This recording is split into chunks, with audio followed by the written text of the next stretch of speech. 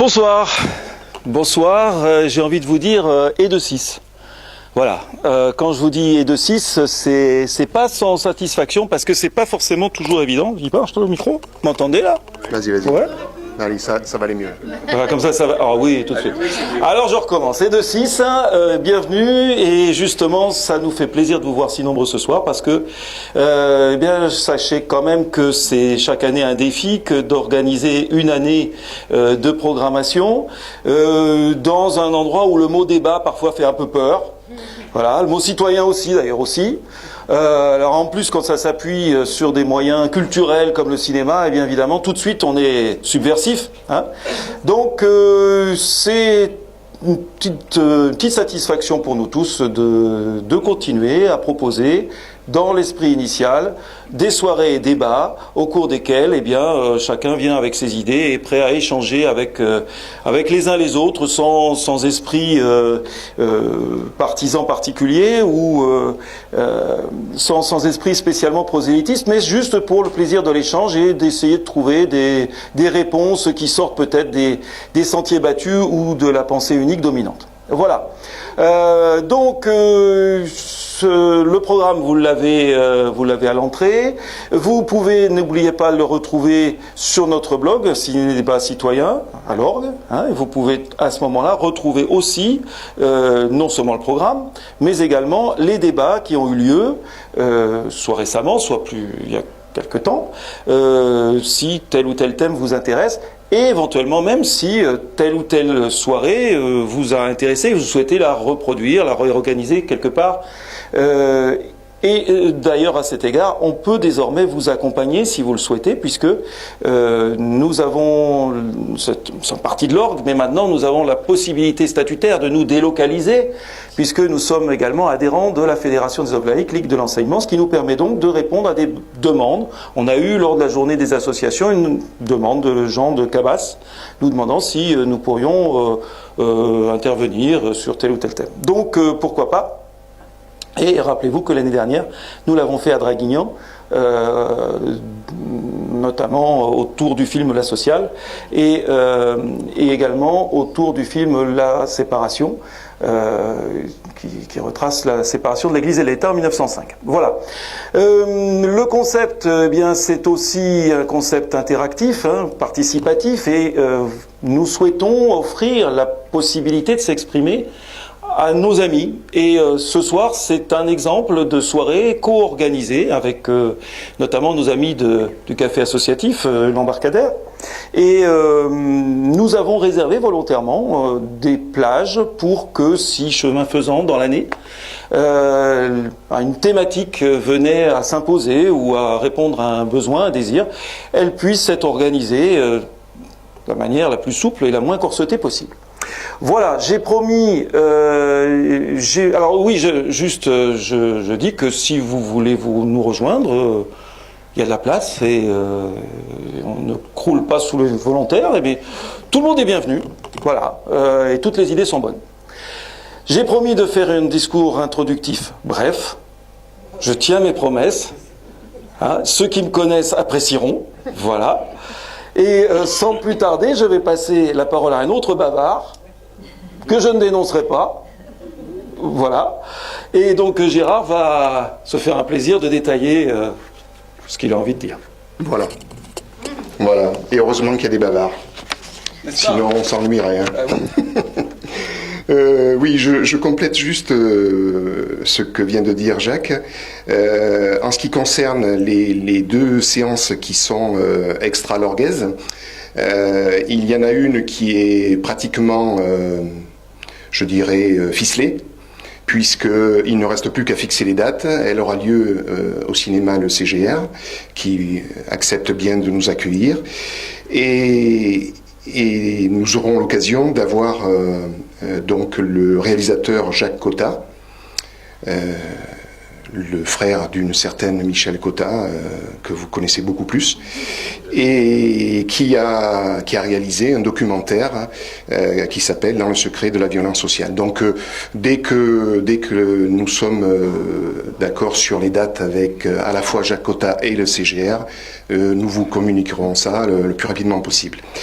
Voilà. En ce qui concerne par contre le deuxième film, qui est un film disons plus sur le développement durable, eh bien là c'est un petit peu plus compliqué, à la fois au niveau du film, puisque ce sont essentiellement les salles, le film doit sortir début 2018, et donc ce sont essentiellement les salles de cinéma qui ont les prérogatives et la priorité sur ce film, et donc là nous irons vers une salle qui voudra bien nous accueillir. Alors ça sera peut-être celle de l'Orgue, mais ça sera peut-être celle de Salerne, ça sera peut-être à Draguignan, mais on ira où on voudra bien. Nous avons l'intervenant, il est même dans la salle, et ce soir. Mais voilà, on est en quête plutôt de salle et de bonne volonté pour nous accueillir en ce qui concerne ce film. Voilà. Bon, je ne vais pas vous en dire plus parce que Jacques a dit beaucoup de choses. Bref. Oui, tout à fait. Je vais, sans plus attendre, puisque, comme Jacques vous l'a dit, la séance de ce soir est une séance que nous avons ouverte vers une association lorguaise, qui a un nom merveilleux, que j'ai vraiment apprécié, et qui s'appelle Lorgues les Amarres. Je pense que c'est une bonne trouvaille, hein, c'est très bien. Et puis, j'en profite pour vous dire que donc nos 4 séances spécifiquement de ciné-débat citoyen sont encadrées par, ce soir, l'association Lorgues les Amarres, que je vais vous présenter, et le dernier sera à l'initiative de jeunes citoyens qui sont des jeunes lycéens qui sont au lycée de l'Orgue, et on leur a laissé le temps de travailler à la fois le choix de leur thème, le choix de leur film et le choix de leurs intervenants, et je vous donne rendez-vous avec eux au mois de mars, puisque c'est là qu'aura lieu leur séance. Mais vous voyez qu'on n'a pas pu mettre beaucoup d'informations, puisqu'ils vont y travailler, et on va les aider tant que faire se peut. Voilà, donc je voudrais passer la parole maintenant à... J'ai déjà oublié ton prénom. Cyril. À Cyril de Lorgues les Amarres, qui est l'association qui est donc porteuse du projet du café associatif l'Embarcadère, pour qu'il nous parle un petit peu de son projet, qu'il partage avec tous ses amis. Et je voudrais vous présenter également l'intervenant de ce soir, qui est Jean-Charles Noël, et je demande à tous les deux de venir me rejoindre ici. Tu veux pas aller lancer le film? Voilà, je te laisse le micro. Bonjour. Donc, effectivement, je fais partie de l'association Lorgues les Amarres, qui a la gestion du café l'Embarcadère. C'est le premier projet de cette association, et elle se laisse la possibilité d'avoir d'autres activités en dehors de ce café associatif, qui est malgré tout aujourd'hui son point principal. L'idée, c'était de le gérer d'une façon avec une gouvernance partagée, et donc je suis rentré dans le projet au même niveau que les autres, et voilà, ça se partage vraiment entre chacun pour prendre toutes les décisions. Bien, le choix du film, tu l'as dit, tu peux en parler? Le choix du film? Oui. C'est vous qui l'avez fait? Parce que ça nous semble complètement dans notre démarche telle que l'on veut fonctionner. Voilà. Donc, tout en étant une association, ce principe est complètement lié à notre vision des choses. Et notamment, c'est vrai que dans notre association, on a créé aussi des emplois.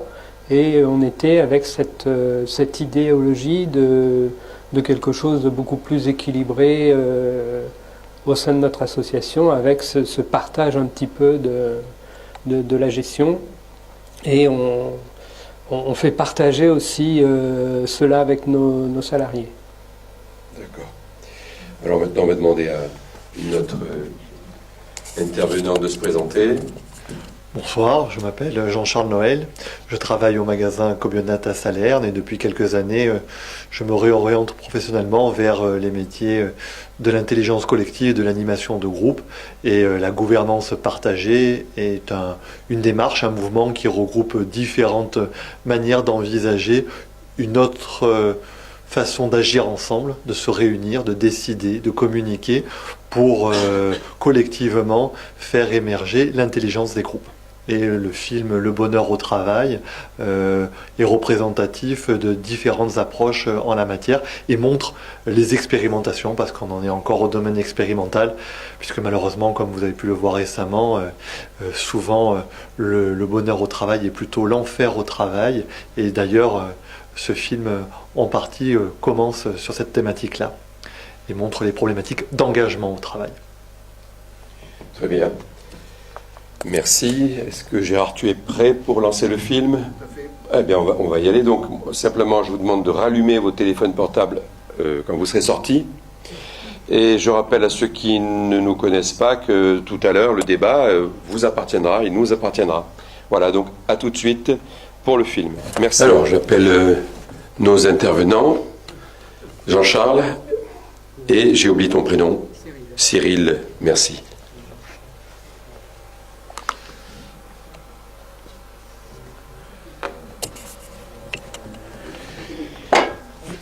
On va se mettre au milieu. Prends ce micro, Jean-Charles. Bon, ce film, qui a déjà 3 années, pose toujours un problème d'actualité. Le problème de l'engagement au travail, mais au-delà de ça aussi... Plus près. Ah, plus près, vous m'entendez mieux comme ça? Une profonde évolution de nos sociétés, parce que la crise de confiance dont il est question, c'est le sentiment général que ressentent les gens au travail, mais également dans la société, c'est que les histoires qu'on nous raconte, on n'y croit plus. Il y a un intervenant dans le domaine du conseil auprès de grandes entreprises qui s'appelle Frédéric Laloux et qui dit que ce qui fonde les sociétés humaines, c'est la capacité à construire ensemble des histoires auxquelles on croit. Et le monde dans lequel on est, on a bien conscience qu'on ne croit plus à toutes les histoires qu'on nous raconte, que ce soit en entreprise, les gouvernements, les politiques, etc.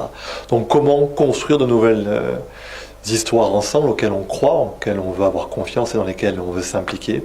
Des expérimentations qui ont lieu dans le domaine du travail, mais pas que, dans le domaine associatif. Et ce qui est bien montré, c'est que il ne peut plus y avoir de tête pensante, de sachant. On détient tous une partie de la solution, mais comment construire une nouvelle manière de s'organiser, de se réunir ensemble, de décider ensemble. Alors, il y a des bouleversements majeurs, l'économie du numérique, ça c'est quelque chose qui modifie profondément nos sociétés, dont on mesure pas complètement, enfin dont on mesure vraiment pas du tout les conséquences que ça va avoir dans le long terme. Et cette frontière entre le temps de vie, le temps de travail, l'engagement, qui a tendance à aussi se disparaître. Et à côté de ça, encore des univers qui sont très tayloriens. Vous avez pu voir, pour ceux qui ont vu le reportage de Cache Investigation dans des entreprises qui sont proches de chez nous, où les gens sont enfermés où ils deviennent plus du tout des humains, c'est des machines qui les dirigent. C'est le comble de l'évolution technologique, c'est que la machine et les ordinateurs donnent des ordres aux êtres humains tous les jours pour fonctionner. Donc, ça c'est un petit préambule. C'est un petit préambule. Merci, et maintenant, Jean-Charles. Cyril, un préambule pour toi aussi. Oh là, je ne sais pas quoi dire. Si. Voilà, comme ça, à chaud, à froid, là, qu'est-ce qui te vient tout de suite après la vision de ce documentaire? Voilà, pour ouvrir le débat, l'idée c'est qu'on va partager avec la salle. Je pense qu'en fait on a déjà la solution mais qu'on ne le sait pas. C'est-à-dire qu'effectivement toutes ces expériences et ces exceptions quelque part, c'est peut-être la règle de demain sans qu'on en ait conscience, et je pense qu'on ignore à quel point on pourra dans l'avenir être bien au travail et dans notre vie de tous les jours, justement avec cette vision des choses qui est encore très peu partagée. Et donc c'est le partage de cette vision à tous les niveaux sociaux, à tous les niveaux humains, qui va permettre ce développement. D'accord, donc on est à l'an 1 d'une nouvelle forme de travail. Je pense. D'accord. Alors, merci. Allez, qu'est-ce qui se jette? Jacques, tu veux déjà Tu ouvres le débat. Bien, moi, je vais commencer par une critique. J'aime bien le film, il y a des tas de choses intéressantes, mais désolé, mais je trouve qu'on découvre un peu l'eau chaude. Il y a quelque chose qui existe, et on n'est pas loin. Ça s'appelle les sociétés coopératives ouvrières de production. Et les sociétés coopératives ouvrières de production, ce n'est que l'application au monde du travail de la Déclaration des droits de l'homme et du citoyen. Chaque homme, chaque salarié, compte pour un homme, une voix. Il est riche, il est pauvre, ça n'a aucune importance. Dès lors que on est salarié, enfin dès lors qu'on est coopérateur, que l'on est une part ou 3 millions, ça ne change rien. Ce qui, par comparaison avec les entreprises classiques, où en gros c'est le plus riche qui commande, c'est quand même un sacré bouleversement. Je rappelle, je suis gérant, moi, d'une SCOP, on n'est que deux, hein. Pas tout à fait encore une multinationale, ça viendra. Mais le gérant, il remet son mandat tous les 4 ans, mais si une majorité de coopérateurs souhaite remettre en cause sa gestion, eh bien, ils peuvent le faire à tout moment. Je suis donc virable du jour au lendemain. Et à partir du moment où les coopérateurs sont finalement ceux qui décident, finalement, on retrouve la plupart des principes qui sont présentés là. Voilà.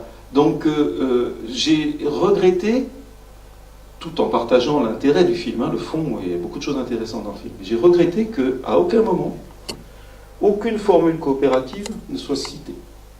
Voilà.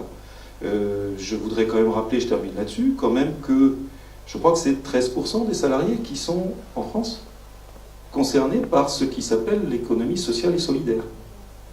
Et que, par la force des choses, les gouvernements, même l'actuel, ont été obligés d'intégrer ça dans leur réflexion. Je crois que c'est Benoît Hamon qui était à un moment donné en charge de cette question lors du gouvernement précédent, et qu'actuellement il y a un haut commissaire, je ne sais pas quoi, qui est supposé s'occuper de l'économie sociale et solidaire. Ça veut dire que c'est devenu quelque chose qui est devenu incontournable. Je pense que c'est à méditer. Voilà, je m'en tiens à ça pour l'instant. Jacques. Oui. Il y a une question. Agnès. Ah, après. Oui, non, moi j'avais aussi des réserves par rapport à un mélange d'exemples qui me paraissait très différent. C'est-à-dire qu'il y a d'un côté, il y avait ce que moi j'appellerais une démocratisation, donc dans le milieu du travail, ce qui est vraiment intéressant. Et de l'autre côté, quand on parlait de l'administration, de la réforme dans l'administration, je trouvais que ça pouvait être un peu pervers, effectivement, et que ce que disait le syndicat n'était pas si bête que ça. Et que, en particulier, le fait d'être rémunéré à la tâche est un piège que beaucoup découvrent aujourd'hui dans ce genre de structure, où effectivement ils sont un petit peu esclaves on leur demande énormément. Donc on les responsabilise d'un côté, mais en même temps c'est une responsabilité qui peut tourner à la culpabilité dans la mesure où on donne toujours des objectifs de plus en plus forts, de plus en plus importants, et que la personne finit par s'épuiser à essayer de les remplir, effectivement. Donc, voilà, j'ai des réserves aussi sur le mélange. Enfin, on avait l'impression qu'on présentait les syndicats comme étant vraiment une force réactionnelle, en fait, dans cette histoire. Et moi, je crois qu'au contraire, ils mettaient en garde contre des dérives. On est quand même dans un système capitaliste.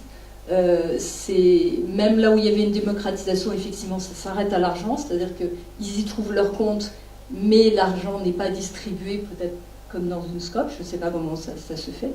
Mais en tout cas, il y avait des limites qui me paraissaient pleines de pièges. Voilà. On va faire répondre nos intervenants sur les deux interventions de la salle. Micro bleu. L'un après l'autre. Alors, je n'ai pas dit que je travaille avec la structure d'une SCOP moi-même. Donc, j'en profite pour le dire. Et effectivement, je pense que pour beaucoup de personnes, c'est aussi effectivement quelque chose qui est est très très valorisant et qui va se développer. Notamment par rapport à la lourdeur administrative qu'on a sur les entreprises de petite taille qui est appliquée, parce que finalement, comme il y a une lourdeur sur les grosses, il n'y a pas de raison qu'il n'y en ait pas sur les petites. Donc du coup, on alourdit d'un tas de choses les petites entreprises, ce qui permet justement de les effacer et de les faire disparaître pour que les gros réussissent mieux. Donc c'est un peu le travail des gros, d'écraser les petits. Et les scopes, c'est aussi une réponse à ça. C'est un moyen de ne pas être obligé de rentrer dans cette pyramide. Voilà.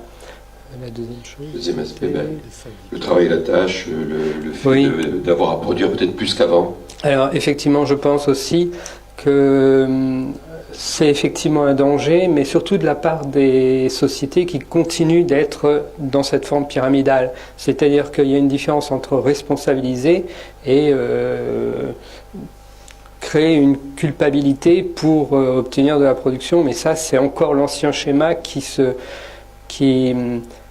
veut donner une apparence de cette nouvelle forme, mais qui en fait c'est un leurre. Et il faut bien différencier ces deux aspects qui est où la frontière est peut-être mince, mais il y a quand même une frontière et il y a quand même deux schémas qui n'ont rien à voir.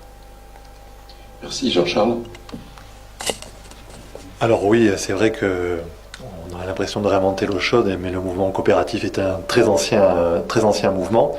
13% des salariés, mais en même temps, il est lui-même en pleine réflexion et en pleine évolution, parce que quand on sait que, par exemple, une grande banque comme le Crédit Agricole est une structure coopérative, certes, les sociétaires du Crédit Agricole sont, par définition, les décisionnaires indépendamment du capital social qu'ils détiennent, mais on voit bien comment l'entreprise finit par fonctionner, groupement des banques populaires, caisses d'épargne, etc., par la taille qu'elles ont atteinte, et il y a besoin d'une réflexion. On n'est pas dans des scopes de 20 ou 30 salariés, et les 13 salariés en question, ce sont de très grosses structures qui ont justement, qui essayent de renouveler dans l'évolution économique qui est la nôtre, le pacte qu'elles avaient de un homme, une voix, quel que soit le capital détenu, et sa capacité à influer sur les choix qui sont faits par la structure. Je ne suis pas certain que tous les sociétaires qui déjà ne se rendent pas nécessairement en assemblée générale de ces structures coopératives, même si on leur propose de le faire par le vote, la NEF elle-même, qui est une des dernières dans le domaine de la finance et qui est une structure coopérative, touche du doigt cette difficulté. Mais pour autant, c'est vrai qu'il y a beaucoup de choses à apprendre et qu'il y a une évolution, il y a une base très intéressante. Pour revenir à l'aspect des syndicats, quand il précite l'exemple de Harley Davidson, il montre bien, et le dirigeant d'Harley Davidson le dit, que la réussite de l'entreprise, même si la valorisation des 13 milliards de dollars à la bourse de New York échappe complètement aux salariés d'Harley Davidson, qui certainement doivent avoir des actions, mais qui ne représentent pas l'essentiel du capital porté, c'est fait aussi parce qu'il y avait des syndicats forts dans l'entreprise. C'est vraiment... moi, de l'expérience que j'en ai, de ce que je peux connaître et vivre et partager, ce que j'ai vécu dans mon milieu professionnel et ce que je vois dans d'autres structures et organisations, c'est cette vision, c'est ce rapport à l'autre, c'est l'écoute, comment on considère les autres. Et le dirigeant de Favier le dit bien, il le dit à sa manière. Alors on peut pas exact parce qu'il y a vraiment, il dit les tirs au flanc, il y en a 2 ou 3% qui sont mauvais, mais il dit bien fondamentalement, j'envisage les gens comme bons. Et j'envisage aussi, et ce sont les gens là où ils sont, qu'ils sont en capacité de pouvoir trouver les solutions aux problèmes auxquels ils sont confrontés. Et c'est ces valeurs-là qu'il s'agit de faire généraliser. Et petit à petit, que l'on soit dans une structure capitaliste. Le capitalisme est né, le capitalisme a vécu, et comme le disait Marx, et c'est pour ça que les capitalistes n'avaient beaucoup peur, le capitalisme mourra. Alors il a montré de grandes facultés d'adaptation, il peut se nicher avec ses autocontrôles où on met en place des objectifs qui sont assignés, ou la séparation, dans la Silicon Valley c'est le cas, mais pas que, où la vie personnelle et la vie au travail a tendance à complètement se fluidifier, et c'est une autre forme d'asservissement personnel accepté, mais il y a quelque chose qui est en train de naître de différent, qui est en gestation, qui s'expérimente, qui s'essaye de manière plus ou moins complète, et qui est en pleine évolution. Et nous détenons tous une partie de la solution au problème. Antoine? Oui. J'espère que je ne vais pas avoir trop oublié ce que je voulais dire. Moi, je me suis quelque part un peu amusé en regardant ce film, parce que ça m'a évoqué plein de choses. Par certains côtés, je me disais, waouh, formidable, si on résout les deux problèmes qui ne sont pas abordés dans ce film et qui sont quand même, qui apparaissent un peu en filigrane, que vous avez un peu légèrement suggéré, c'est le communisme anarchiste dont je rêve depuis tout temps. Un homme responsable collectivement, qui s'épanouit avec les autres, et qui est responsable de lui et des autres et de ce que des objectifs que l'on se fixe. Ça me rappelle le socialisme autogestionnaire de la CFDT des années 70 profondément, et je repensais aux travailleurs de l'IP, à condition de résoudre les deux questions qui sont tout juste effleurées et dont vous avez effleuré là aussi de Marx, j'évoquerai plutôt Proudhon, qui sont la question de la propriété des moyens de production, parce que finalement le bonheur au travail, quand on se fixe des objectifs, c'est bien et c'est évident. Moi, quand je vois ces gens qui sont qui gèrent le travail chez eux, ouais, si j'ai envie de bosser à 10h du soir, je bosse à 10h du soir, à 5h de l'après-midi, je bosse à 5h de l'après-midi, je suis prof, moi j'en profite depuis des années, c'est ma façon de travailler, je suis une profession, j'ai ce bonheur d'être un salarié libéral, une profession libérale salariée, j'ai la garantie de mon salaire, je ne prends pas de risque, c'est formidable, et en même temps j'organise mon travail à peu près comme je veux, et c'est vrai que c'est quelque chose de fantastique. Et ça ramène à la question du mot travail, d'ailleurs. En latin, travail, c'est même de torture. Moi, je ne travaille pas. J'ai fait toute ma vie en sorte que je ne travaille pas. Je ne travaille pas. Je vis quelque chose qui me plaît. Et celui qui travaille, c'est celui qui est effectivement obligé de gagner son argent et ses revenus en faisant quelque chose qui ne lui plaît pas et dans lequel il ne s'épanouit pas. Pour moi, c'est ça du travail, c'est de la torture, clairement. J'ai toujours, personnellement, toujours fait ce que je pouvais pour ne pas faire ça. La deuxième question qui n'est pas abordée et qui est aussi absolument essentielle, c'est la question de la finalité du travail, c'est la question de la croissance. C'est-à-dire que, est-il bien utile de fabriquer un certain nombre de choses, etc. Je veux dire, le bonheur au travail, oui, ok, mais travail pour fabriquer quoi, quand, comment, dans quel objectif? Et là aussi, est-ce que ces salariés ont la mainmise sur ces discussions-là? Je n'en suis pas tout à fait sûr, entre autres parce qu'ils ne sont pas propriétaires de leur moyen de production. Voilà, c'était juste 2-3 réflexions comme ça. Merci Antonio. D'abord, on va demander à nos intervenants de réagir, s'ils le souhaitent. Sinon, on a des questions dans la salle. Non, simplement en vous écoutant, alors c'est vrai que les moyens de production, c'est une manière d'envisager l'économie et telle qu'elle fonctionne encore à l'heure actuelle, mais je pense que comme sur la notion de hiérarchie, de vision hiérarchique, de rappel d'un chef, etc., on est encore dans des schémas mentaux, nous tous, dans lesquels on a été élevé, dans lesquels on s'est construit, où on est plus dans la compétition que dans la collaboration, la référence à une réponse tutélaire, à quelque chose qui nous dépasserait, qui doit s'incarner dans une personne, et que ce monde-là qui s'est organisé de cette manière-là est en transition. Je ne sais pas exactement vers quoi il va aller, mais il y a beaucoup de chances qu'il ne ressemble pas à ce que nous connaissons actuellement. Et pour revenir aux moyens de production, fondamentalement, tout repose sur des ressources naturelles que l'homme ne produit pas, mais dont dont il dispose par les bienfaits de la nature, pour le dire de cette manière-là, ou du moins qu'il a réussi à transformer, et qui sont limités et donnés. L'eau, l'air, toutes les ressources, la biomasse, la biodiversité, la vie organique des sols, etc., sont des ressources que l'homme ne peut pas produire, et qu'il ne peut qu'entretenir et accompagner, et dont, s'il continue à les exploiter tels qu'il les exploite, avec quelques moyens de production que ce soit, notre espèce a très peu de chances de continuer à vivre dans les prochaines dizaines d'années, parce que l'échéance se recule de plus en plus. C'est même plus en siècle, c'est tout juste là devant nous. Et donc ces questions-là, en fait, ramènent à ces problématiques-là. C'est-à-dire que toute notre manière de concevoir et d'envisager la manière dont on produit, dont on décide et dont on vit ensemble est questionnée. et c'est des tentatives de réponse qui sont proposées. Et bien évidemment que, oui, une activité qui n'est pas choisie, qui est une activité subie, qui est une activité où on ne s'épanouit pas individuellement et où ce que l'on fait n'a pas de sens pour soi et avec les autres, c'est une torture. C'est une torture. Merci. Georges ou Gérard? Oui, non, simplement, je prends la parole de 1 minute pour dire à tout le monde, chers amis, lorsque vous prenez le micro et lorsque vous vous exprimez, parlez très près du micro de manière à ce que tout le monde entende bien la question. Certains n'entendent pas la question, donc c'est difficile ensuite de bien réagir aux propos et de bien les entendre et de les intégrer. Donc faisons un effort ensemble de bien parler dans le micro. On va essayer. Bonsoir Jean-Charles. Malheureusement, tu as dit tout ce que j'allais dire, mais je vais revenir. Pour moi, c'est un film de propagande. C'est une propagande pour quelque chose qui doit disparaître, c'est-à-dire cette notion que la production est le bonheur de l'être humain sur Terre. Effectivement, comme tu l'as dit, il faut arrêter. Deuxièmement, dans ce film, ce qui vaudrait la peine d'analyser un petit peu, c'est qu'on nous a montré quand même des sociétés très différentes et qui sont très loin de la nôtre, qui est relativement une société ancienne.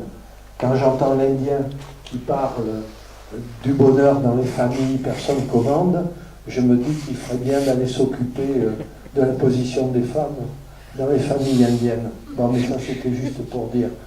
Et à côté de ça, les merveilleuses sociétés américaines me font doucement rigoler pour y avoir travaillé. Donc c'est pour moi que de la propagande en façade. Et donc pour revenir au sujet du film et de la soirée, c'est est-ce qu'on doit parler de bonheur au travail ou est-ce qu'on doit parler du bonheur dans la vie en réduisant le temps que l'on passe au travail pour produire des objets inutiles? Parce qu'en fait c'est ça, n'est-ce pas, Charles?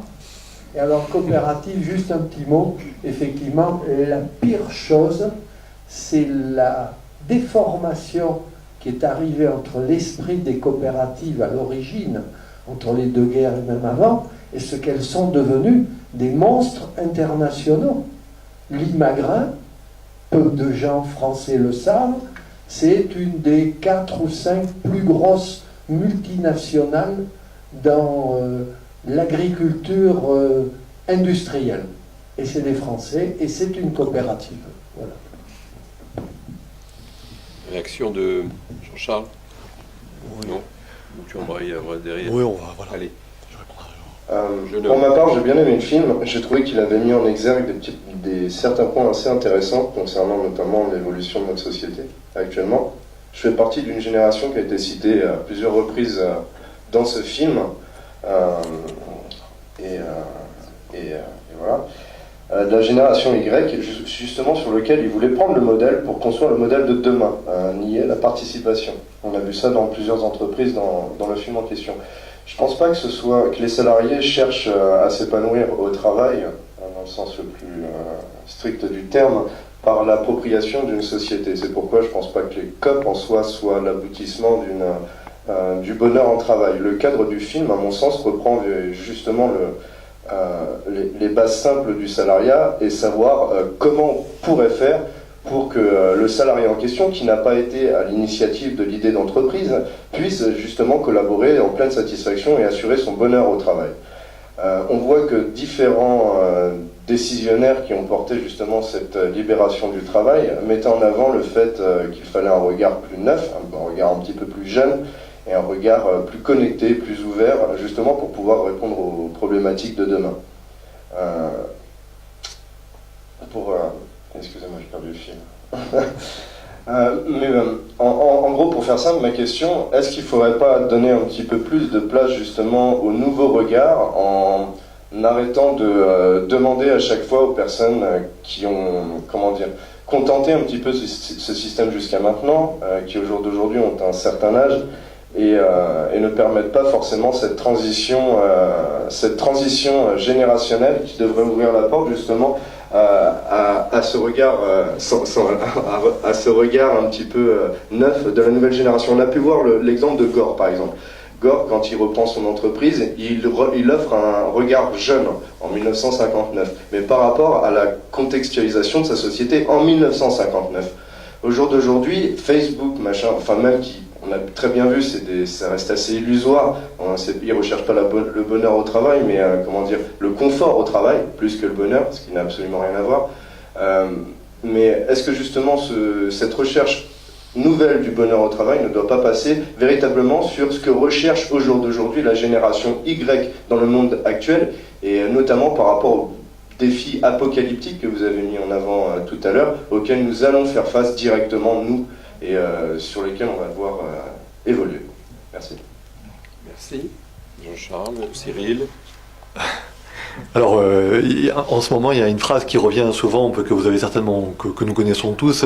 Elle est prêtée à Einstein, enfin, c'est certainement d'Einstein, qui dit que les problèmes que nous connaissons actuellement, qui ont été créés par les cerveaux des générations précédentes, ne pourront certainement pas être réglés par ceux-là même qui les ont créés, mais par les nouvelles générations qui arrivent. Donc, ça, c'est une évidence, mais en même temps, il y a un contexte qui est fondamentalement, qui est très très différent. C'est-à-dire que, j'en parlais juste avant la réunion avec Robert et Gérard, c'est l'émergence de la complexité. On est rentré dans un monde, et le numérique est un support, est une de ces manifestations, où la participation de tous à la solution collective est inévitable. Tout le monde détient une partie de la solution. La grande difficulté, c'est comment on s'organise à l'échelle d'une humanité planétaire, avec des cultures, des schémas de pensée, des différences, où on est tous enfermés dans des a priori, dans la difficulté déjà à rencontrer l'autre et le plus proche, à construire des solutions. Pour moi, ce reportage, quand je l'ai vu en 2014, c'était diffusé par Arte, montrait que dans le monde de l'entreprise, comment essayer de répondre par rapport au problème qui était posé, à cette question-là fondamentale. Parce que il va falloir que l'on arrive à créer un langage commun à l'échelle de la planète pour pouvoir régler là où nous sommes des problèmes, et qui sont les mêmes que différentes versions, mais qui reviennent fondamentalement aux mêmes que les autres rencontrent. Et ce, de manière concertée et quasiment en même temps. Et pour moi, ce que j'essaye de faire à travers mon nouveau métier et ce genre de film ou des livres, j'ai lu L'entreprise libérée, on montre, parce que l'économie a une place énorme dans nos sociétés, elle n'a jamais eu autant, le travail aussi. Et en plus, les Français, on est dans les champions du monde. J'ai entendu un sondage dernièrement, quand on demande à 80 pays différents, dans des échantillons représentatifs, où ils placent le travail, les Français le mettent en numéro 1. On est leader dans le monde là-dessus. Quand on demande après, mais alors, ce travail-là, qu'est-ce que ça vous rapporte? Comment la satisfaction? On a la 79e place. C'est-à-dire qu'en même temps, on dit que... mais tout ça pour dire qu'il y a une surreprésentation de l'économie, de la place au travail, etc. Et de ce fait-là, c'est les premiers endroits où l'on expérimente de nouvelles formes d'organisation. Mais pas que, il y en a ailleurs, qui ne sont pas montrées en images, parce qu'il y a des initiatives d'habitat partagé, de lieux de production en dehors de l'économie marchande, et je ne voudrais pas être trop long, mais qui montrent d'autres nouvelles tentatives de nous organiser. Parce que vraiment, ce à quoi nous sommes confrontés, et ce que c'est de faire ces entreprises, parce qu'il y a la nécessité de survie, c'est comment faire et agir et décider et se réunir ensemble, sachant que nous sommes tous concernés et que nous détenons tous une solution. Il n'y a plus entre guillemets, de sachants, d'experts, de personnes qui savent. Et la difficulté, c'est comment on met en partage cette richesse inouïe que nous détenons chacun. Ça dit beaucoup là. Oui, juste une idée qui me revient, qui m'arrive là maintenant en écoutant un peu ce qui se dit. Il y a un autre point qui n'est pas abordé dans le film. Bonheur au travail, le bonheur c'est un tout. C'est pas quelque chose qui se découpe en rondelles. Il n'y a pas je suis heureux avec ma femme, je suis heureux avec mes enfants, je suis heureux quand je suis au travail, je suis heureux quand je suis avec les copains. La vie c'est un tout. Or le monde du travail, et ça c'est quelque chose qui m'a toujours ulcéré, vraiment profondément ulcéré, est totalement coupé du reste de la vie.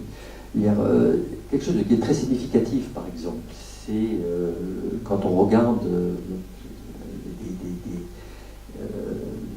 des films sur mai 36, sur le Front populaire, les usines s'arrêtent. Qu'est-ce qui se passe immédiatement? Les épouses et les enfants viennent dans l'usine et on danse dans l'usine. On fait des balles dans les usines. Et ça, je prends cet exemple-là, je pourrais en prendre 50. J'ai jamais compris pourquoi il n'y a pas de crèche d'entreprise. J'ai jamais compris pourquoi on ne peut pas venir spontanément. Enfin, moi, je suis dans un bahut, j'ai plein de jeunes collègues, de 40 ans qui ont des enfants, qui s'arrachent les cheveux en permanence. Comment je vais faire pour pouvoir faire garder mes enfants? Pourquoi les enfants ne peuvent pas venir? Moi, j'ai eu le privilège de travailler dans un petit collège où je faisais venir mes enfants dès qu'ils pouvaient. Ils se mettaient au fond de la classe, ça gênait personne, c'était super. Et ça, c'est quelque chose qui n'est pas du tout abordé. Et bon, je ne sais pas pour quelle raison, pourquoi, mais c'est quelque chose qui devra progresser. Parce que le monde de la créativité, le monde de la production, c'est un monde de créativité. Et c'est ça aussi qui nous plombe tout le temps, qui apparaît dans le film. C'est-à-dire qu'on a besoin de créer à tout moment. Mais l'usine, toutes les entreprises qu'on voit là, sont totalement coupées. Il y a le mur entre l'extérieur et l'intérieur. J'ai redonné un dernier exemple qui m'avait beaucoup impressionné. Dans les années 90, première ministre norvégienne, enceinte, à son bébé, premier conseil des ministres, excusez-moi messieurs, c'est l'heure de la tétée. À l'été, ça n'a jamais empêché la Norvège de tourner, ça n'a jamais empêché le monde de tourner, ça n'a jamais empêché les entreprises de continuer à travailler, etc. Dans son métier de première ministre, eh bien, la vie était présente, la globalité de la vie. Et je ne connais pas cette première ministre, j'imagine qu'elle, comme tout un chacun, elle cherchait à être heureuse. Être heureuse, c'était être maman, être travailleuse, avoir des responsabilités, et tout ça est pas lié, parce que après tout, le but de tout ça, c'est finalement, c'est quoi? C'est d'être bien à la maison, avec ceux qu'on aime, et nourrir nos enfants, etc. C'est ça le but. Merci. Cyril? Alors, je confirme que pour moi aussi, le film est incomplet. Mais ça ne veut pas dire que ça n'existe pas. Donc, je ne saurais pas donner les exemples, mais j'ai déjà entendu parler de ces histoires de crèches en entreprise. C'est quelque chose qui existe déjà en France. Voilà. Pareil pour ce qui est de partager, on l'a un petit peu dans le film avec Harley Davidson, de partager finalement la vie privée, la vie... Parce que quand on est en club, on est entre les clients, les employés, etc. On est ensemble en train de faire une balade, en train de faire... donc ce monde-là, où le tout est lié, existe. Il y a des voilà. Donc on peut, je pense, avoir une vie privée, etc., qui se mêle à la vie d'entreprise sans que ce soit non plus... Non, ça c'est une vision américaine, si vous me permettez. Je crois pas. Je crois pas. Attendez, vu mon âge et vu mon parcours, je peux vous dire que c'est une vision aussi bien américaine. Non, mais parce qu'on a le droit, on est dans un débat. Hein. On est dans un débat, c'est pas des discours, chacun dans son coin, des échanges. Donc c'est une vision américaine comme chez les Allemands. J'ai travaillé pendant 2 ans en Allemagne. Je peux vous dire que si vous mélangez pas votre vie privée avec votre vie professionnelle, on vous regarde d'un sale œil. Il y a une mentalité qui existe dans les sociétés, qui est liée à leur culture. Dans la société française, on peut se faire des copains au boulot. J'allais en parler. On ne mélange pas la vie privée avec le boulot, si vous me permettez. J'allais en parler. L'exemple américain est un mauvais exemple. J'allais en parler. C'est vrai que la culture française n'est pas encore prête à ça. Heureusement. Voilà. Mais non, pas heureusement, parce que moi je le vis. Si je peux me permettre, je trouve que ça...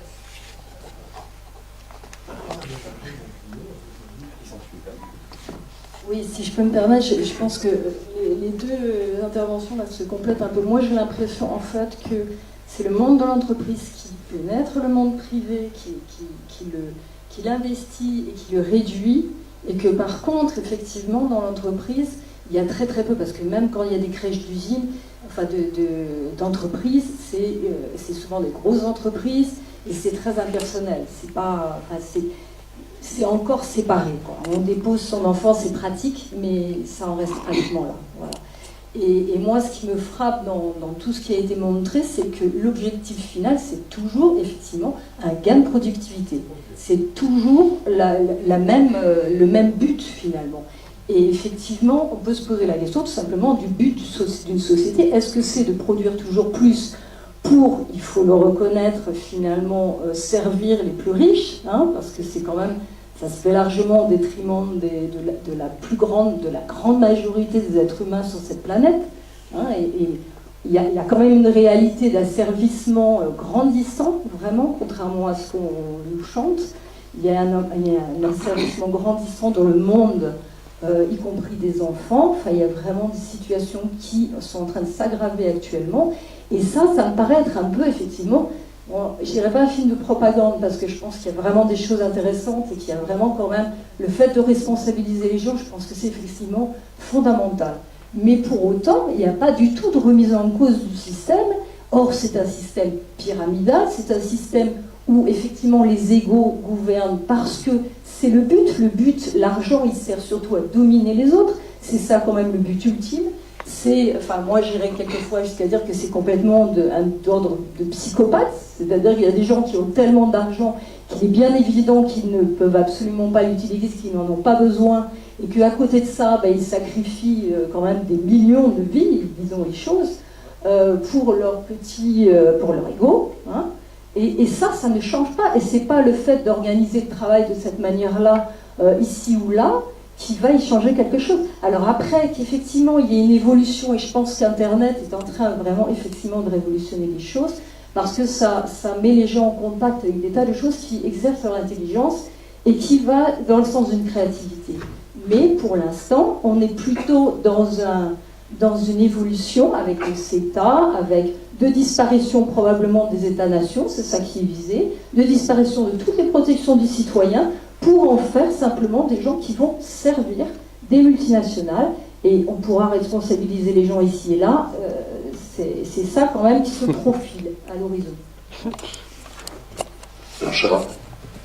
Alors, pour débattre, hein, parce que je n'ai pas de réponse, il y a quand même des perspectives qui sont apportées dans ce documentaire, et que, sans savoir si c'est un film de propagande ou pas, par exemple, il faut savoir que les diplômés des grandes formations élites en France, qui sortent soit de Polytechnique, soit d'HEC, etc., étaient souvent recrutés par les structures qui leur offrent, les organisations, les salaires les plus élevés dans le domaine de la finance, etc. Alors, c'est toujours le cas, ils y vont assez souvent, et par contre, depuis quelques années, et c'est très récent, et ça a tendance à s'accélérer, au bout de quelques mois, sinon une année, alors qu'ils ont des postes extrêmement bien rémunérés, des perspectives de carrière, etc. et tout, les gens quittent leur emploi. Quittent leur emploi parce que ça ne fait plus sens. Donc oui, on est toujours dans un monde capitaliste dominant, oui, où l'auto-asservissement, on est les premiers à s'asservir seuls et à participer aux règles d'asservissement, mais en même temps, et c'est ce que veut montrer ce film, et c'est ce que de plus en plus la réflexion autour de ce qu'on appelle la gouvernance partagée, l'intelligence collective montre, c'est que ce monde, au-delà de tous les drames que l'on peut voir, etc., ne nous convient plus, ne nous satisfait plus. Le constat que vous faites là, on le fait tous, et la difficulté que l'on a, c'est comment se projeter pour en sortir. Comment pouvoir faire pour inventer quelque chose d'autre. La manière traditionnelle qui est jusqu'à maintenant, c'est de combattre, c'est de lutter contre, et en fait, on s'est rendu compte, et tout le monde le sait, que le système se nourrit de l'énergie qu'on lui apporte, même quand elle est contre. Et la difficulté, c'est comment construire quelque chose de différent à côté, en évitant, et c'est ce que montre aussi quand même ce reportage, de reproduire les schémas anciens. Parce qu'en fait, ce à quoi il est parlé, vous parlez de psychopathe, mais c'est véritablement d'une évolution profonde de la psychologie humaine, de notre manière de nous voir nous-mêmes et d'envisager le rapport aux autres. Et alors c'est sûr qu'il y a une dimension politique, qu'on reste... Mais le système dominant continue à dominer, parce que dans notre tête, on pense qu'on a des difficultés à envisager d'autres manières d'être, mais profondément. en partage réel et commun avec les autres. Je ne dis pas qu'il y a pas, ce sont des expérimentations, mais que l'avenir de l'humanité passera par cette évolution-là. C'est ça qui est proposé, enfin qui est, à mon avis, illustré de cette manière-là. Dans le monde de l'entreprise, on aurait pu prendre n'importe quel autre sujet avec l'écologie. Véritablement, l'humanité est à la croisée des chemins, et ce qui est montré là dans les entreprises, c'est comment envisager une autre manière de nous réunir, de communiquer et de décider ensemble. En disant humanité, on fait comme si on avait tous les mêmes intérêts. Je voulais répondre sur la même chose, mais différemment. Alors, Jean-Charles. Non, Cyril. Cyril. Alors, moi j'ai une vision, comment dire, je vais essayer de faire très court. Je pense qu'en fait, il n'y a pas un système qui va s'arrêter avec un autre qui va commencer. Les deux se croisent, tout simplement. C'est-à-dire que c'est déjà en train de germer, ça existe déjà. Seulement, c'est infime. Le tout étant de choisir dans quoi on veut travailler. Une scope, une multinationale.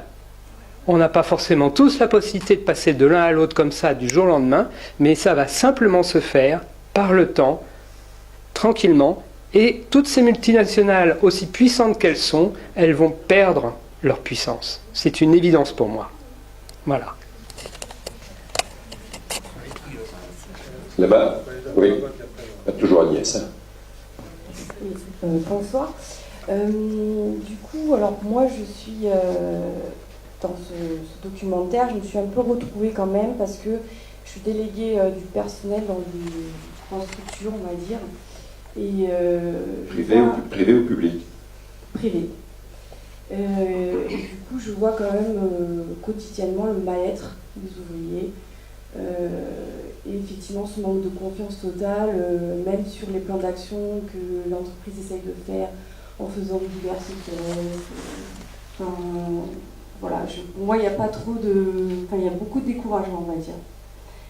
Maintenant, bon, la question que je me posais, c'était aussi pour la génération qui arrive, puisque notamment, j'ai mon fils, un exemple, qui, lui, entame des études de commercial. Et du coup, la question, c'était pour faire cette transition, est-ce que ça ne commence pas justement par l'école, par les formations de ces peut-être futurs managers, où on leur apprend quand même à être, le directeur, s'il parle comme ça, il faut que tu répondes comme ça. Voilà, moi la question, est-ce que ça commence pas aussi par là, quoi, pour les générations qui arrivent? Quand je vois ces cours, j'ai l'impression quand même que c'est encore sur la même chose qui se passe dans les grosses entreprises, les structures, la pyramide, la hiérarchie, respecter ci, cela, etc. Voilà, je me pose cette question. Je ne sais pas si c'est une bonne question, mais bon, voilà. Il n'y a pas de mauvaise question. Jean-Charles, tu veux réagir? Non, mais très rapidement, et je pense que le professeur, je ne sais pas comment on dit, le maître des écoles ou le professeur des écoles, enfin, voilà, l'enseignant qui est là, il répondra mieux que moi, c'est la clé. C'est fondamental, mais ça commence déjà au-delà du contenu, dans la manière dont le savoir est transmis en classe, à l'école. Quand on met des élèves en compétition et qu'on les fait travailler individuellement sur un sujet, comment voulez-vous qu'après, ils puissent s'organiser collectivement pour répondre aux enjeux fondamentaux qui sont les nôtres et qui sont des enjeux collectifs? Dès le départ. Alors, il y a des approches comme Freinet, Montessori, il y a des tentatives. Il y a des pays comme le Danemark, on peut parler des pays d'Europe du Nord, mais c'est vrai qu'ils sont très en avance là-dessus, et qui mettent en place des pédagogies où c'est l'enfant, en groupe, qui détermine, et pour ses besoins personnels et les besoins du groupe auquel il appartient, de ce qu'il a à apprendre ou à connaître le jour en question, qui fait son programme d'enseignement. Et le maître n'est là que pour encadrer, pour orienter, pour répondre aux questions s'il y en a, et faire en sorte que l'élève auto-construit sa pensée. Et aussi bien pour les personnes en grandissant et pour les groupes, il y a notamment un autodidacte pédagogue, psychologue que j'apprécie beaucoup, qui s'appelle Carl Rogers, et qui a montré, et toute sa vie en est un exemple, et tout ce qu'il a fait, que les personnes individuellement et en groupe, et c'est ce qui est aussi dit dans ce reportage, ce sont ceux qui le font qui savent bien ce qui est bon pour eux et ce qui est bon pour leur action en collectif. Et dès qu'on met en place, de quelque manière que ce soit, des structures de contrôle, de vérification, etc., ça part du principe que l'on ne fait pas confiance aux personnes pour savoir ce qu'elles ont de mieux à faire pour ce qu'elles sont, individuellement et en relation avec les autres. Et l'évolution de notre société, là où nous en sommes, appelle à redéfinir, à se repenser soi-même et les autres avec, c'est ce que je disais tout à l'heure, dans cette démarche-là. On en a le potentiel, on a la capacité, parce que quand on le met en œuvre, ça fonctionne, mais c'est loin d'être généralisé.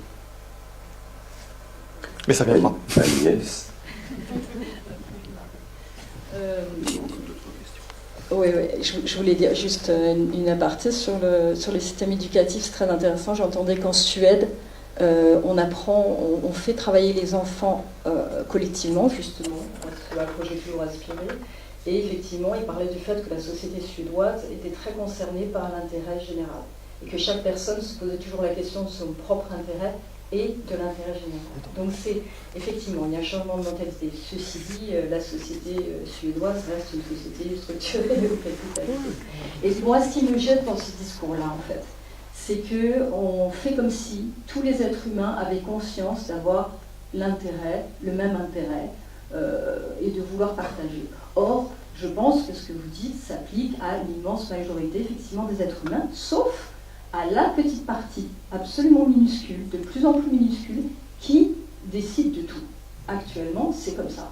Et cette partie-là de l'humanité n'a aucun intérêt à laisser les autres être créatifs, prendre du pouvoir. Elle ne veut pas donner l'accès à la moyenne des gens à ses écoles, c'est réservé à ses enfants. Il y a des tas de choses comme ça. Les méthodes d'éducation, par exemple, qui sont privilégiées par les entreprises du GABA, sont des écoles où il n'y a pas de portable, où il n'y a pas d'ordinateur, où il y a, voilà, etc., et qui privilégient la culture.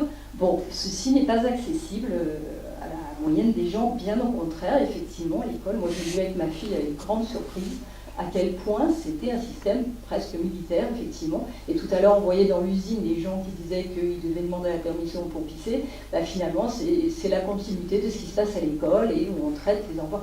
Moi, j'ai bénéficié, à l'époque où j'étais au collège, c'était après 68, ça avait été construit après, c'était un système pilote et on avait effectivement beaucoup d'autonomie. Quand je vois maintenant ce qu'il en est pour ma fille, je me dis qu'est-ce qu'on en a régressé, quoi. Et ce que je veux dire, c'est par exemple dans les années 30, il y a eu un vaste mouvement comme ça de remise en cause des structures du travail en France et des structures d'éducation, d'ailleurs comme par hasard, les deux ensemble. Et ça fait pchit, il y a eu les guerres mondiales, enfin la deuxième guerre mondiale, et finalement ça a beaucoup de mal à ressurgir. Ça, c'est quelque chose qui est un petit peu sous-jacent, qui continue à exister, qui était lié à l'anarcho-syndicalisme.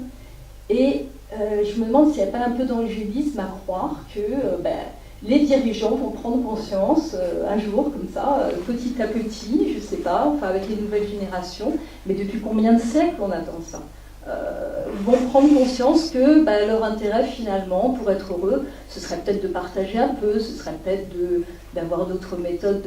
Et je pense que c'est un petit peu angélique, malheureusement.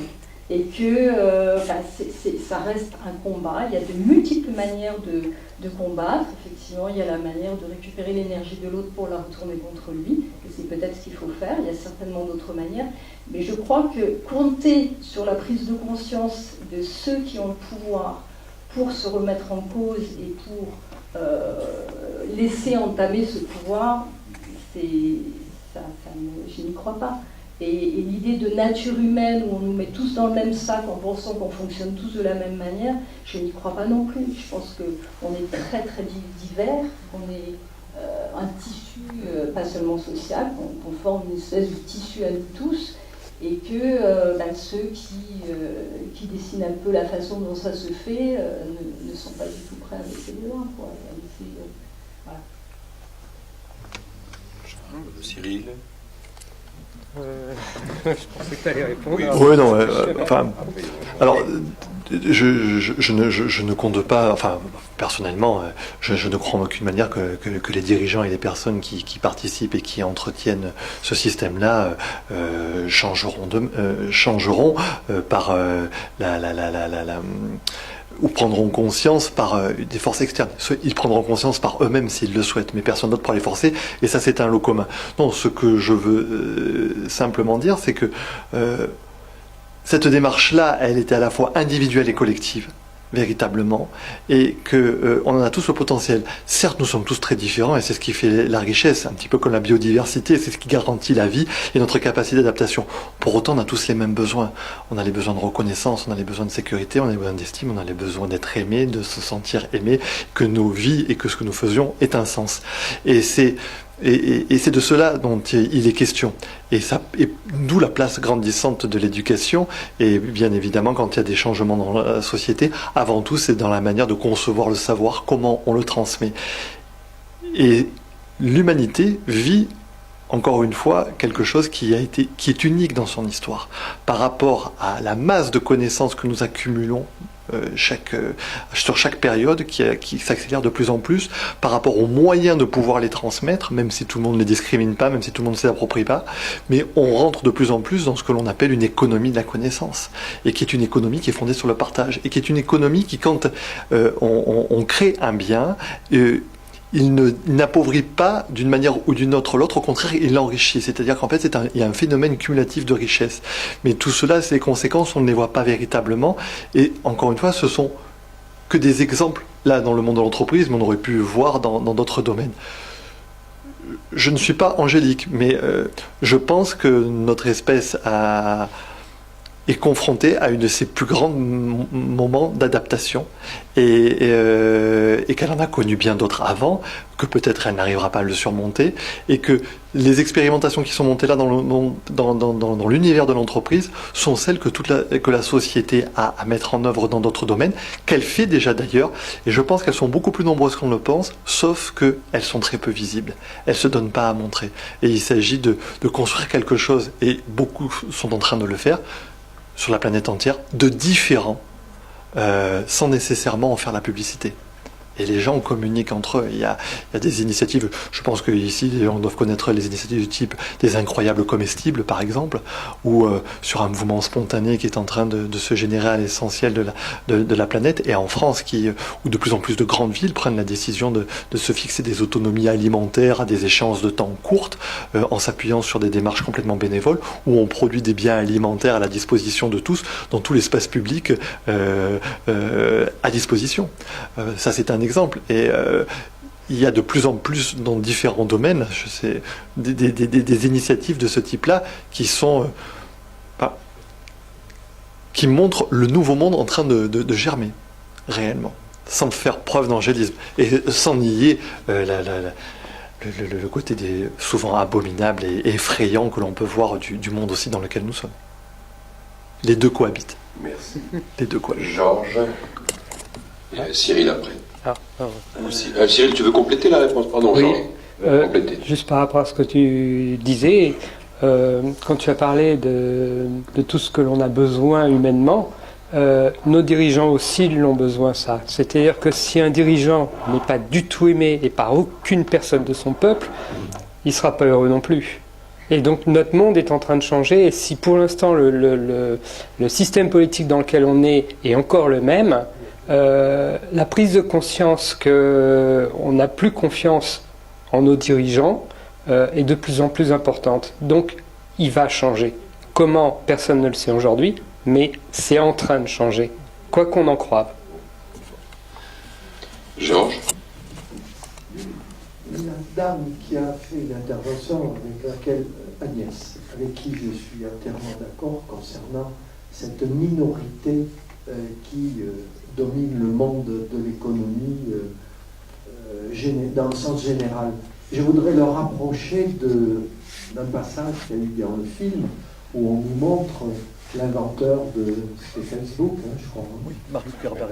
Bon, et si on regarde la création de cette toute nouvelle entreprise qui sont les exploiteurs de la génération Y, elles sont toutes sous la tête d'un seul homme. Et on s'aperçoit que le devenir de cette société numérique, c'est de rendre les gens tous dépendants d'un mode de travail qui va conduire à un enrichissement encore beaucoup plus grand de ces quelques-uns qui dominent. Il y a un exemple, moi, qui m'a laissé pantois. J'ai découvert qu'on pouvait travailler à des tâches numériques pour 50 centimes.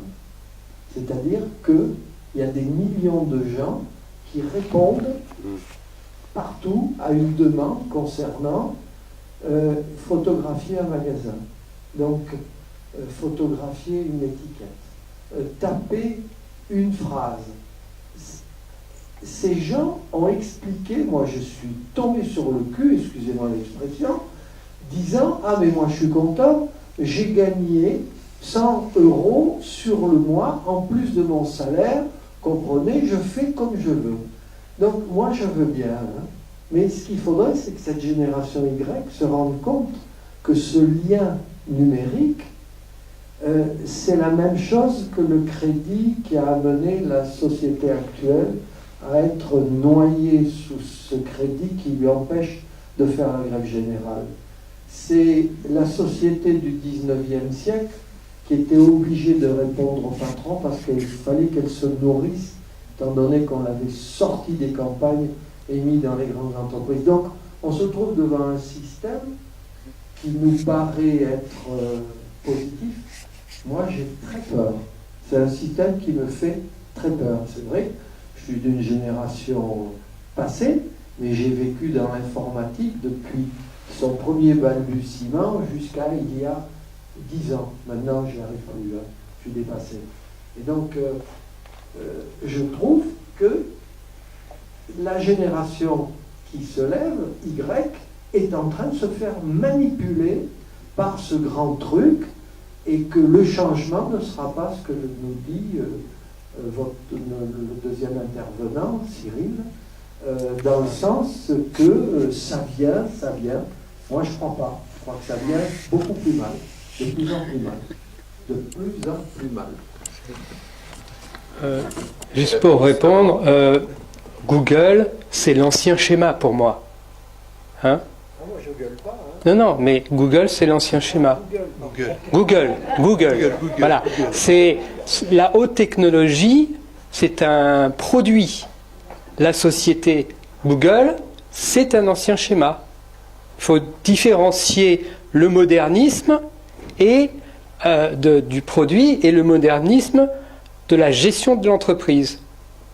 C'est pour moi pas quelque chose de nouveau la façon dont il le gère. S'il vous plaît, pour que le débat. Moi, j'ai créé une entreprise, j'ai été dans ce cadre-là. Je m'excuse, mais j'ai jamais eu à ressentir ce que vous pensez ou ce qui se voit dans le film. Pourquoi? Parce que la production que nous faisions, c'est une production intellectuelle, et que si toute l'équipe n'apportait pas son truc, l'entreprise était morte. Donc on va revenir à des éléments de base, qu'on soit dans quelque chose de moderne ou quelque chose d'ancien. La seule chose, c'est qu'est-ce qu'on produit. Et c'est pour ça que dans ce film, ce qui est abominable, mais la vérité, c'est qu'on produit des choses inutiles. Et ce n'est pas le système d'une société numérique qui fera mieux. Parce que quand ça sera des intelligences artificielles qui feront à notre place ce que on ne nous laissera plus faire, alors là, on verra. Hein. Ok ? Mesdames. Oui, moi je voudrais réagir à la dame qui parlait des études commerciales de son fils, là, qui était, si j'ai bien compris, un petit peu inquiète sur le contenu de ses études, en se disant qu'en fait il y avait là une reproduction des schémas de management traditionnels. C'est une question très importante et c'est vrai qu'on a bien raison d'être vigilant sur les programmes d'enseignement sur lesquels on a en fait assez peu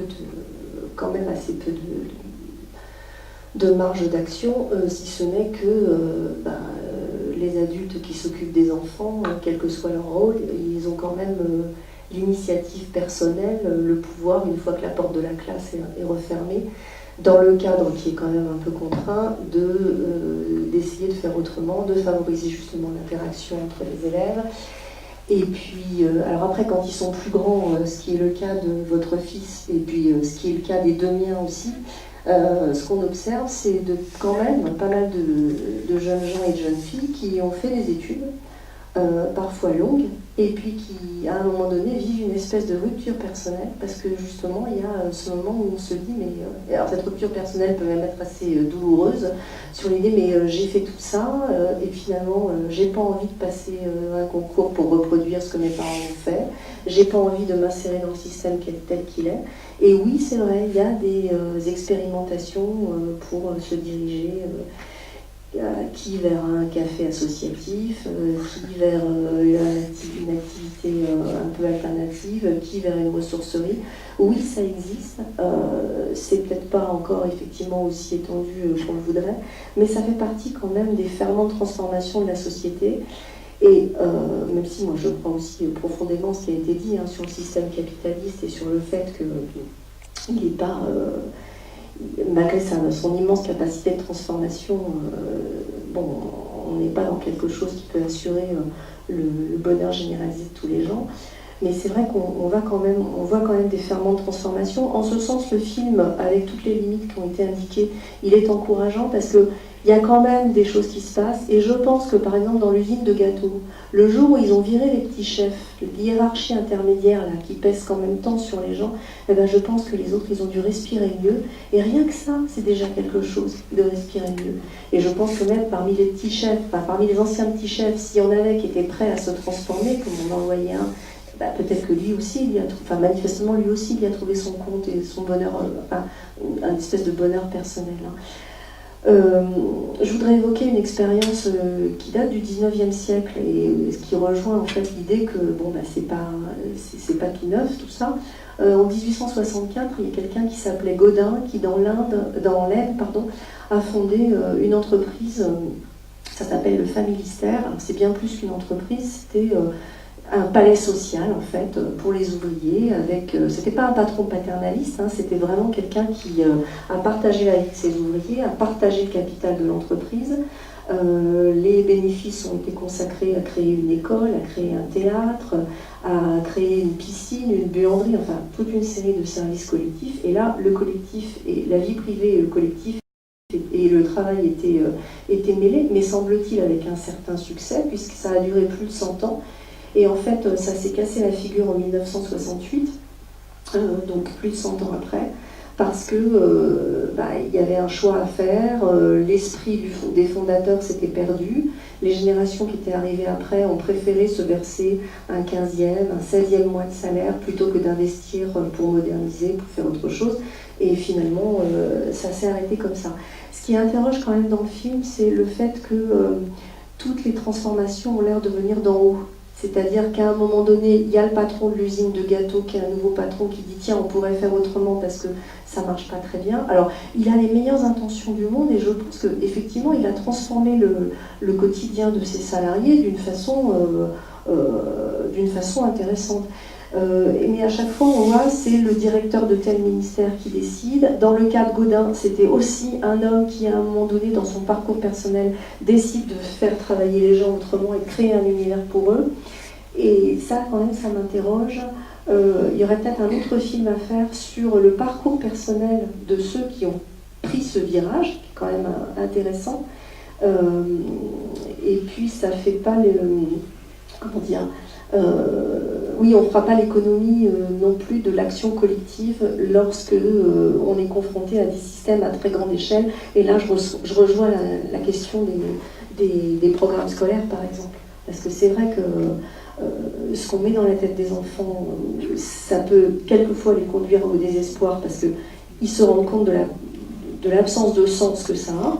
Alors, il y en a que ça va conduire à changer de vie, quelquefois ça génère un peu d'inquiétude chez les parents d'ailleurs, mais bon, c'est autre chose. Et puis il y en a que ça peut aussi conduire à se radicaliser parce que on est aussi confronté à ça, à cette perte de sens chez les jeunes qui vient effectivement d'un système scolaire qui ne leur apporte pas des réponses, qui ne crée pas assez de sens pour eux. C'est vrai que là, il y a un véritable enjeu qui est aussi celui de générer un vide qui malheureusement peut facilement être rempli par des idéologies extrêmes. Donc, moi, je trouve que cette soirée était intéressante parce que, oui, elle n'apporte pas toutes les réponses évidemment, et le film non plus, mais ça pose des jalons et des exemples de ferments positifs pour transformer la société. Merci. Jean-Charles, réaction, Cyril? Peut-être il y a... Non, oui, question. D'abord. Ouais, enfin voilà, de manière très courte. Je suis entièrement d'accord sur l'aspect où on voit une personne qui déclenche et qui, par sa position, permet à d'autres de s'en emparer. C'est parce qu'on c'est toujours cet aspect de transition. On est encore dans ce schéma-là où il faut qu'il y ait une première personne, et parce qu'elle a le pouvoir de le faire, de pouvoir, justement de pouvoir donner la possibilité aux autres d'exprimer et de redéfinir, de discuter de comment on organise le pouvoir, comment on organise la répartition de la responsabilité et les choix et la manière de décider. D'autres mouvements qui ne sont pas dans ce film-là, je parlais des incroyables comestibles, mais il y en a bien d'autres. Par exemple, je pense à de nouveau le modèle de magasins alternatifs de distribution alimentaire type Park Slope Food, par exemple. Il y a Biscope, hein, il y a la Louve à Paris, etc. Où les gens s'auto-organisent. On revient au modèle un petit peu autogestionnaire, etc. Ils se réunissent, ils sont là, ils essayent de régler un problème. Comment mieux s'alimenter de produits de qualité, de proximité, de se réapproprier le fait alimentaire, c'est le cas de ces magasins. Et il n'y a pas de dirigeants là. Il y a des gens qui en même temps ont une idée. Alors il y a un groupe de pionniers, entre guillemets, mais qui très rapidement se pensent en gouvernance partagée, la plus horizontale possible, et mettent en place des systèmes où à plusieurs centaines de personnes, ils arrivent à prendre des décisions. Pas simple, hein. Compliqué, hein. Mais il y a plein de ferments comme ça dans différents domaines, en habitat participatif aussi, qui sont en train d'émerger dans la société, et pas qu'en France, pas qu'en Europe, dans le monde entier.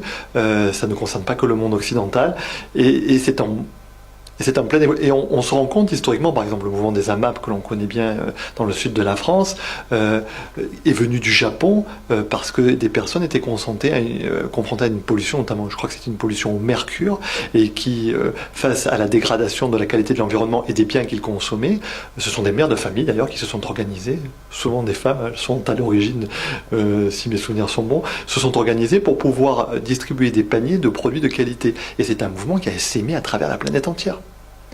Et on est arrivé à une époque où on voit l'ensemble de ces mouvements se coaguler et aller vers un même sens, où on se rend compte qu'il y a des fondamentaux qui sont les mêmes, qui se reproduisent un petit peu partout. Et pour revenir au savoir et à la connaissance, alors dans la transmission des écoles, c'est pas toujours évident, mais là aussi c'est pareil, pendant très longtemps le savoir a été divisé, parce que, notamment en France, avec notre vision cartésienne, on découpe un problème en différentes tranches, etc. Il y a de plus en plus d'unification, il y a des domaines, des champs qui sont en train de se retrouver, qui s'ignoraient, la psychologie est en train de rencontrer la physique quantique, etc. Et il y a de plus en plus d'évolution, la chimie, avec la biologie, bon, ça peut aller plus facilement ensemble, mais aussi avec l'histoire, etc.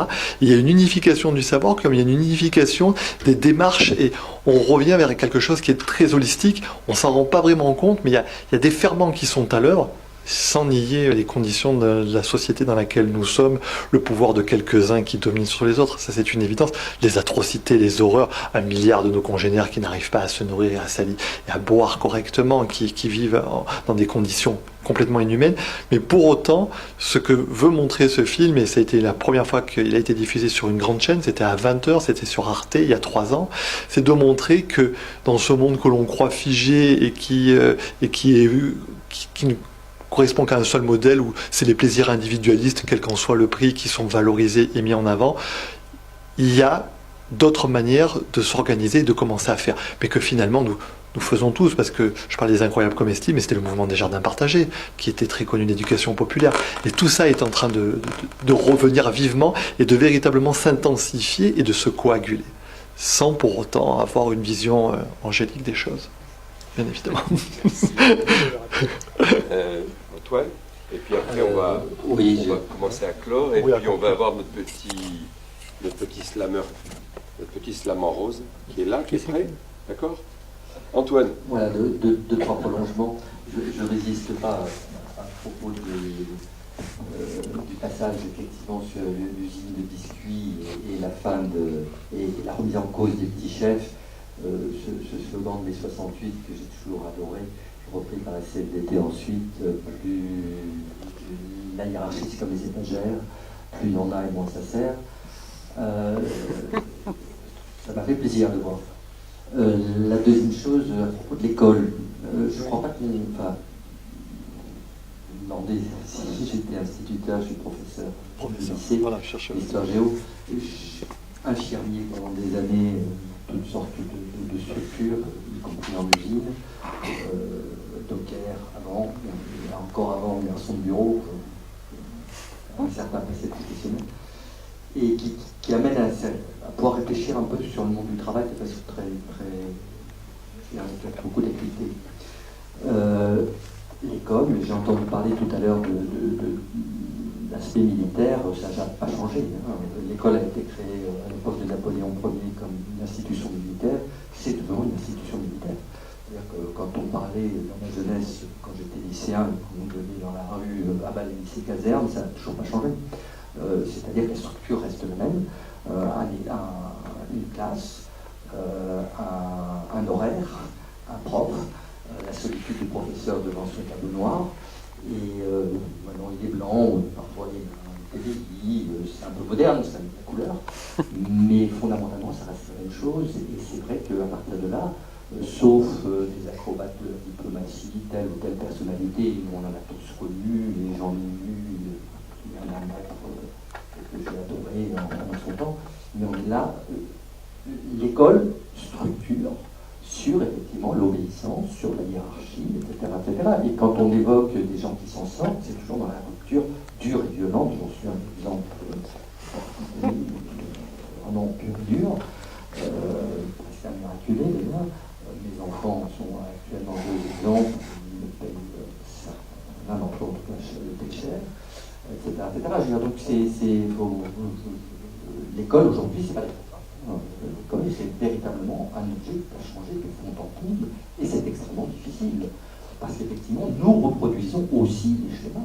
Je veux dire, de même que ce sont les femmes qui reproduisent l'excision dans les pays où il y a l'excision, c'est les profs qui reproduisent le système des lycées casernes, et c'est extrêmement difficile à combattre.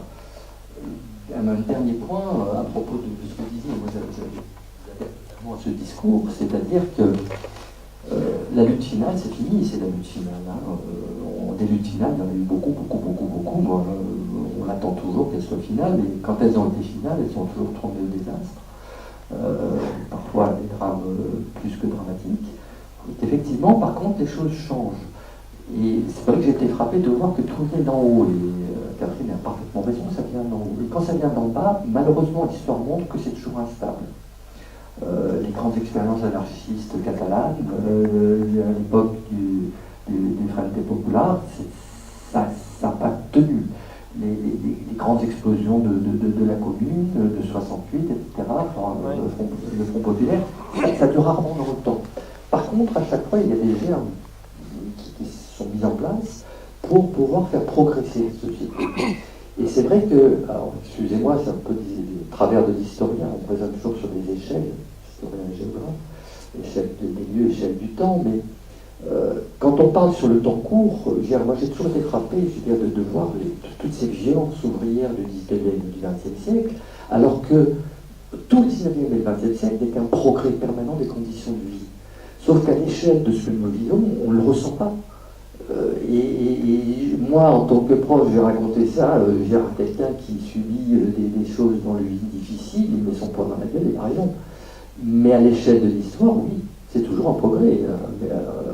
On ne travaille plus 48 heures, on ne travaille plus, je crois que c'est en 41 ou 42, 1841 ou 42, que le travail des enfants de moins de 12 ans a été réduit à moins de 12 heures uniquement dans les entreprises de moins de 10 salariés. On a oublié d'où on vient, on a vraiment oublié d'où on vient, et c'est vrai que c'est un progrès gigantesque permanent, mais à l'échelle d'un individu, on ne le ressent pas toujours. C'est des progrès en sinusoïde, c'est-à-dire qu'il y en a qui vivent ce progrès, qui peuvent le vivre, et d'autres qui, à un moment donné, peuvent le prendre en pleine poire. Et pour eux, ça peut être très très difficile. Mais si on regarde à l'échelle du temps long, qu'est-ce qui caractérise l'humanité? C'est l'unité. On va de plus en plus vers l'unité. Tout à l'heure, j'entendais parler d'États-nations, heureusement qu'ils disparaissent. Et si on pouvait les enterrer, qu'est-ce que ce serait bien? Moi, j'ai toujours chanté l'international, je trouvais que l'international, c'était ce qu'il y avait de mieux dans l'international, c'était justement l'international. Alors, on pouvait le mettre à la poubelle, mais ça, c'était pas mal. Je trouvais que les frontières, les machins, les trucs, franchement, si on pouvait s'en passer, ce serait parfait, quoi. Mais c'est la tendance à l'unité et la tendance au mieux-être. On n'a jamais, si on calcule aujourd'hui, il y a des chercheurs qui l'ont fait, on n'a jamais été aussi bien. Antoine, j'ai oublié, excusez-moi, j'ai oublié en début de séance, il y a le fait de parler dans le micro, mais il y a aussi le fait d'essayer d'avoir des temps de parole relativement courts pour que tout le monde puisse participer. Hein. Donc il faut essayer de se restreindre un petit peu. Merci Antoine. Oui, et après le slammer, hein, voilà. Je voulais justement, pour faire écho à beaucoup de choses qui ont été dites, non seulement les propos d'Antoine, mais aussi ce que vous disiez au sujet du fait qu'il y a énormément de disciplines différentes maintenant qui s'intéressent à la question de nos objectifs dans le travail, de comment ça peut bien se passer, et si ça peut générer du bonheur ou pas, etc., et comment ça peut se faire. Et je suis tombée, c'est marrant justement, sur un article qui est dans le Sciences et Avenir, je crois que c'est le plus récent, qui parle justement, l'article est intitulé Pourquoi les chefs se portent mieux parce qu'ils sont chefs. Et du coup, c'est quoi cet article? C'est l'aboutissement des recherches de scientifiques qui ont justement mis en relation les problèmes de santé et les conditions de travail. Du coup, c'est super intéressant. Bon, je ne vais pas vous en faire la synthèse de cet article-là, je ne me le sens pas. Mais par contre, ce que je peux faire, c'est peut-être le transmettre à Gérard, qui a vos coordonnées email. Et c'est vraiment très étonnant. Ça bouscule. Ça peut, des idées reçues qu'on peut avoir, et c'est super intéressant. Bon, c'est très concret, hein. Quel niveau de cortisol on va développer, quel niveau de corticoïdes on va développer et maintenir de façon excessive si on est soumis à un stress continu au travail, et comment ça va avoir une chaîne de conséquences sur la santé, et comment finalement le fait d'avoir un contrôle sur ce qu'on fait, pas forcément hors hiérarchie, hein, il peut y avoir une hiérarchie, et cette hiérarchie pose problème quand on n'a pas de contrôle au niveau de l'individu, mais cette hiérarchie est beaucoup, l'effet négatif de la hiérarchie est beaucoup atténué quand chaque individu a un contrôle sur son travail et n'est pas contrôlé par un autre, en fait. Donc voilà, bref, ça met en évidence pas mal d'éléments intéressants. Je transmettrai à Gérard qui vous transmettra. Merci beaucoup. Merci. Alors, le temps est venu maintenant de clore ce débat, et on a l'habitude ici, quand nous avons la chance d'avoir la présence de Dany, le slam en rose, de lui donner la parole, et il va nous livrer le recueil de ses notes prises à la volée. Dany, c'est à toi.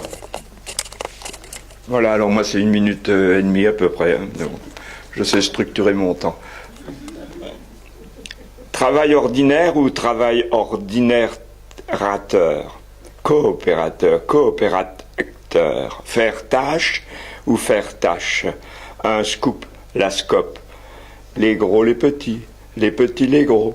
Écoute, écoute, travail, travail, putripalium, putripalium, vos tripes hommes, femmes. Hiérarchie, hiérarchie, hier archi faux, propagande. Oui. Propagande Inde, propagande dit. C'est pour l'Inde, ça. Grandir, grandir, génération Y, avant Z, Zorro va arriver. Apocalypse now. Solution, seule option, bonheur, partage, sage. Première ministre, quand Margot dégrafait son corsage. Tu crèches à l'usine? Produire, induire plus. Internet ou Internet? chasser, croiser des chemins. À l'école, ça décolle, collectif étendu, intérêt général, ça fait Suède. Pouvoir, Dieu et les anges dans l'isme, le reste paralysme, c'est un peu paralyse. Économie de connaissance, reconnaissance, changement, change et ne ment plus. Phase de bouc, alien du numérique d'Amérique. Rupture, la ressource arrive. Ressource, rit. Godin, c'était dingo. Familistère, Esther de Bois pour les Godins. AMAP, inonde la map monde. Restructure, l'avenir de rechef. Merci à vous. Merci de bonheur à la bonne heure, pour le bonheur, pour tout, pour tous, pour toutes. Merci Dany. Merci à vous. Voilà. Gérard, Il nous reste bien entendu à remercier Jean-Charles et Cédric pour leurs interventions. Cyril, on n'y arrivera pas ce soir. Super, c'est bon. Faut que je change de nom. Et merci bien entendu à travers vous au Lorguet les Amarres, bien entendu. Et donc on vous applaudit une fois. Merci. Et moi je voudrais conclure en vous disant qu'on ne l'a pas cité ce soir, mais il a volé tout au long de la soirée au-dessus de notre tête, c'est le petit colibri. C'est lui qui permet de garder l'espoir, comme disait Antoine, non pas peut-être au niveau d'une vie d'homme, mais au niveau d'un temps long. Voilà, c'est quand même ce qu'on essaye de faire à travers nos soirées, c'est-à-dire même s'il y a effectivement le constat que notre société n'est pas toujours celle que l'on souhaite, mais qu'il y a des notes d'espoir qui nous permettent d'espérer un lendemain meilleur. Voilà. Alors je vous donne, pour terminer, rendez-vous à notre prochain ciné-débat qui aura lieu le vendredi 10 novembre, où nous traiterons du problème des lanceurs d'alerte et de la démocratie. Et cette fois-ci, ça sera la seule fiction. Vous avez pu remarquer dans notre programme que pour illustrer nos thèmes de société qui nous intéressent, eh bien, on s'est surtout penché, on a surtout choisi des documentaires, des films documentaires. Voilà. Le cinéma nous offre différentes solutions et cette année, eh bien, on s'est plutôt tourné vers le documentaire. Sans doute qu'on n'a pas trouvé des fictions qui illustraient correctement les thèmes que nous avons choisis. Donc la fiction qui illustrera les lanceurs d'alerte, ça sera La fille de Brest. Je ne sais pas si certains l'ont vu déjà, mais voilà. Donc je vous souhaite une bonne soirée, une bonne nuit et au